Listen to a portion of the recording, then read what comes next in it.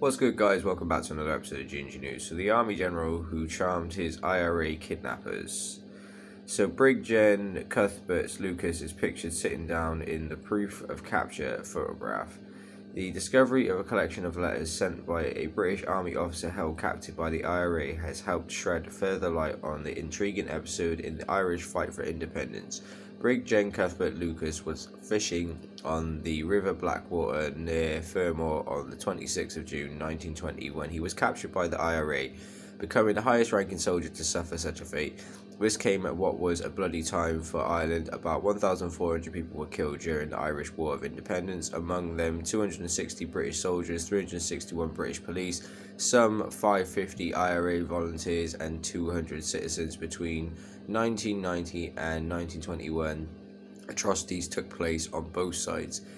In one notorious episode, British police fired indiscriminately into a Gaelic football crowd, killing 12 people. The IRA targeted soldiers and police, killing British officers Marge Jeffrey Compton Smith, while also kidnapping and killing 60-year-old civilian Mary Lindsley, who was seen as an informer.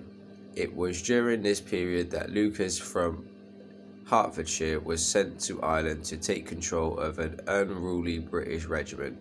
The Boer War and World War I veterans must surely have feared the worst when he was captured. Poppy Lucas was able to write to her husband during his captivity, but as it transpired, and as the letters shown by his granddaughter Ruth Wheeler to the BBC's Antique Roadshow helped to demonstrate, Lucas would strike a rapport with his captors, supping whiskey with them and playing endless games of cards. In one letter to his wife in England, Lucas described how he is being well looked after and well treated, but very bored, perhaps to allude to the boredom he demanded and received an officer's prisoner of war allowance of a bottle of whiskey a day. And despite the fact that he was being hidden by the IRA from British forces, he was given permission to indulge in various outdoor activities. There were croquet matches, tennis lessons, salmon poaching, and on my grandfather's request, we went out in the fields and helped save the hay, said Mrs. Wheeler. He hated to sit around and not do anything and needed his healthy exercise. The letters were taken to the Antique Roadshow by Lucas's granddaughter Ruth Wheeler, who says he was seen as too nice to execute. She said, "The rapport between the IRA men and my grandfather, whilst each side kept to their roles, is amazing. They played cards into the early hours, which my grandfather tried to conceal from my grandmother in his letters as she wouldn't approve. Lucas's wife, Joan, was also known as Poppy or Pip, was pregnant at the time of his capture, and family members tried to hide the news from her." Mrs. Wheeler said she was staying with her in-laws, and when they got news that her husband had been kidnapped, they sent her to London. One morning she was feeling sick, so she called for the nurse, who came with a bowl, and underneath the bowl was a newspaper with the headline, "General Lucas Kidnapped." She went into premature labor and a baby was born. She managed to get news of the birth to Lucas by sending a letter to him addressed simply to the IRA. It's likely that postal workers sympathetic to the cause helped to ensure it reached the captive soldier. Lucas sent about 20 letters to his wife during the captivity. Olive Carey, who conducted interviews with relatives of Lucas's captors for the Shannon Social History Project, said there was a genuine feeling that he was well liked by all of the guards. He was a very affairable sort of man who was easy to get on with. They played cards with him. He was particularly good at poker. He also played bridge, and they taught him to play 45, a trump card game. He also liked the whiskey and had plenty of helpings of drinking it. Jack Hogan, the son of one of the IRA guards, Thompson Hogan, told Miss Carey the trouble was that they couldn't keep him. He used to drink a bottle of whiskey every day, and he used to beat them at poker. He cleaned them out at poker. It seemed that his facility at cards and his captivity for alcohol might even have played a part in the IRA's decision to let him go unharmed. So historian Tim Pat Coogan, whose books include the IRA and Ireland in the 20th century, said they facilitated his escape because he was a good man for the whiskey. The IRA got him in Cork and transferred him to Clare and looked after him. The only problem was the whiskey. The commander got browned off by the bottle each day. He said the unit also wanted to be rid of him because holding Lucas was tying down a lot of men. They'd already had the publicity from the kidnapping, and during the kidnapping very little else in the way of the IRA operations could go on in the area, said Mr. Coogan. On the 30th of July 1920, following more than a month of captivity, Lucas escaped after his IRA guards relaxed the security around him, which was probably done on purpose so that he could escape and they could, not pursue him in a sense.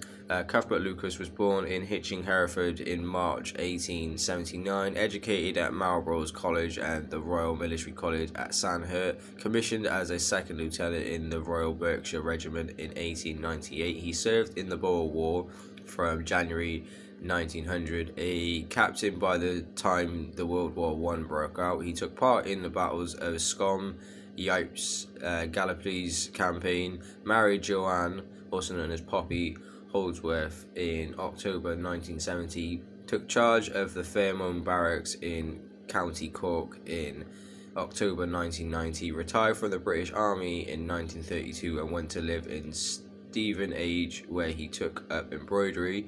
Died in 1958. Thomas Toomey, author of The War of the Independence in Limerick 1912 to 1921, said he believed there could have been some sort of deal between Lucas and the IRA because he does not seem to have revealed any of the 12 or so homes in which he was held.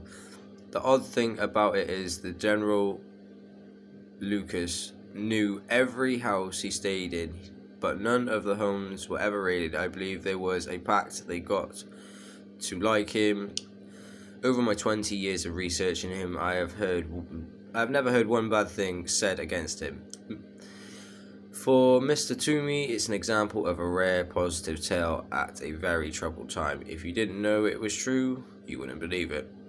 So, thank you for watching another episode of G&G News. I heard about this story, and I'll be honest, I had to talk about it because this is a very rare occasion for this to happen. You don't normally get two different sides coming together in a sense. Well, not even coming together. He was captured, and they just didn't decide to hurt him. They took a liking to him. They got him drunk every day. They played cards with him every day, and he was kind of considered as one of them. And then when he was released, it doesn't say here anything about them making a pact with him, but it's clearly obvious if he didn't give information about where he was held captive, who held him captive, what they did to him, where his location was.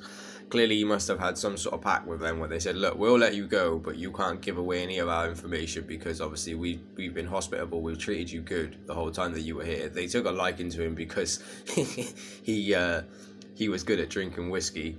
And yeah, it's really rare for something like this to happen. Normally you're not going to get two opposing sides of a war in a sense, except someone from the other side, and then they're just like, yeah, this guy's okay, because it just seems that obviously he had a very silver tongue and he was able to say the right things to these people, and he was obviously good at poker and he was good at cards, and clearly this guy was very respected, and he was very lucky, to be honest, to be able to be captive, be able to send letters, not be tortured, be given alcohol every day, be given food every day, and to be kind of treated as an equal in a sense. That's a very rare occasion.